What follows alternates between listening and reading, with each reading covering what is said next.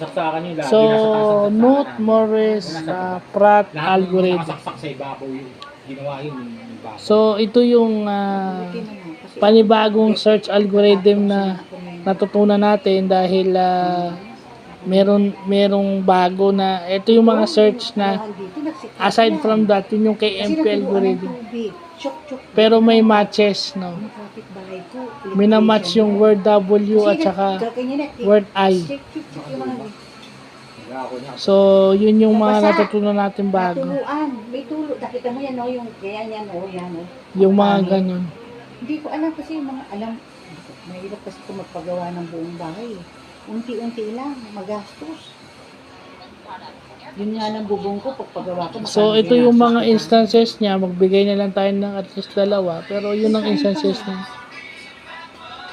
So, pag nag-match, yung mga instances niya, yung nakuha niya, ganun yung algorithm. Mahaba kasi. Yung KMP is ginagamit talaga sa computer science yun. Yung ginagamit na programming languages. Ito, yung pinapag-aralan sa automata, language in theory. Tumatang naman. Yun naman. Yun yung pumapatay sa, yun yung pamatay na, isa sa pamatay na subject namin dati. Tinuro sa amin tong KMP, kaya review. Okay.